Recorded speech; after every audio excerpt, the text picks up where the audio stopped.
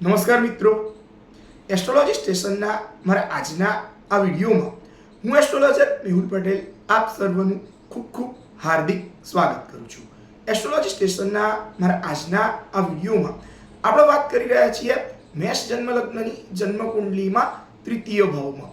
જો બુધ હોય તો એનું કેવું યા તો શું ફળ મળે એ બાબત. તો તમારી જન્મ કુંડલીમાં જ્યાં લગ્ન યા તો જન્મ લગ્ન એવું લખેલું છે ત્યાં જો એક લખેલું છે તો તમારી જે જન્મ કુંડલી છે એ મેષ જન્મ લગ્નની જન્મ કુંડલી છે એવું તમારે સમજવાનું છે. હવે તમારી આ એક અર્થાત મેષ જન્મ લગ્નની આ જન્મ કુંડલીમાં ત્રીજા ભાવમાં યા તો તૃતીય ભાવમાં અર્થાત આવડત, ફાવટ, હોશિયારી, રસ,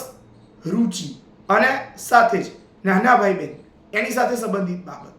એ જ્યાં જોવાય છે ત્યાં પોતાની સ્વગૃહી રાશિ 3 અર્થાત મિથુન રાશિ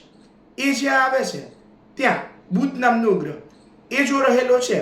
તો આ બાબતને જો સારી રીતે સમજવી હોય તો આ બાબતને સારી રીતે સમજવા હેતુ આ ગ્રહ સ્થિતિ દર્શક કોષ્ટક જે છે એને જો જોઈએ તો એમાં આ 3 અર્થાત મિથુન રાશિમાં રહી અને આ બુધ જે છે એ પોતે સ્વગૃહી થાય છે એવું દર્શાવે છે. અર્થાત આ 3 અર્થાત મિથુન રાશિ જે છે એ આ બુધની સ્વગૃહી રાશિ છે અને એટલે જ એ તમને જાત આધારે સાહસ યા તો પરાક્રમ કરવાની આવડત કે શક્તિ એના આધારે મહારથ જે છે એ પ્રાપ્ત કરાવશે. આ બુધ જે છે એ પોતે છઠ્ઠા ભાવનું અર્થાત રોગ,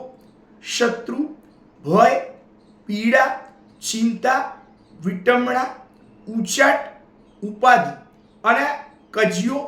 કંકાશ, હૈયાકાશ અને સાથે જ કોર્ટ કચેરી સાથે સંબંધિત બાબત તથા મોસાળ પક્ષ અને મોસાળ પક્ષના સભ્યોથી મનમેળ યા તો મનમોટાવ એની સાથે સંબંધિત બાબત એ જ્યાં જોવાય છે એ ભાવમાં આવતી રાશિ 6 અર્થાત કન્યા રાશિ એનો પણ એ પોતે સ્વામી થતો હોવાના કારણે એ પોતે જ દોષપૂર્ણ બને છે અને એટલે જ એ તમને તમારા ભાઈ બહેનોથી સારા સાથ સહકારનું પીઠબળ હોવા છતાં તમારી પોતાની જ આંતરિક નબળાઈઓ યા તો કમજોરીઓના કારણે કોઈને કોઈ રીતે નિર્બળતાનો અનુભવ એ તમને કરાવશે. આ બુધ જે છે એ પોતાની 7મી મિત્ર દ્રષ્ટિથી 9મા ભાવને અર્થાત ભાગ્ય આધારિત બાબતો અને સાથે જ ધાર્મિકતા યા નાસ્તિકતાની વૃત્તિ એની સાથે સંબંધિત બાબત એ જ્યાં જોવાય છે ત્યાં પોતાના સામાન્ય મિત્ર ગ્રહ ગુરુની રાશિ 9 અર્થાત ધન રાશિ એ જ્યાં આવે છે ત્યાં પોતે દ્રષ્ટિ કરતો હોવાના કારણે આ બાબતને જો સારી રીતે સમજવી હોય તો આ બાબતને સારી રીતે સમજવા હેતુ આ ગ્રહ મૈત્રી ચક્ર જે છે એમાં જો જોઈએ તો આ બુધ અને ગુરુ એ એકબીજાના સામાન્ય મિત્ર છે એવું દર્શાવે છે અને એટલે જ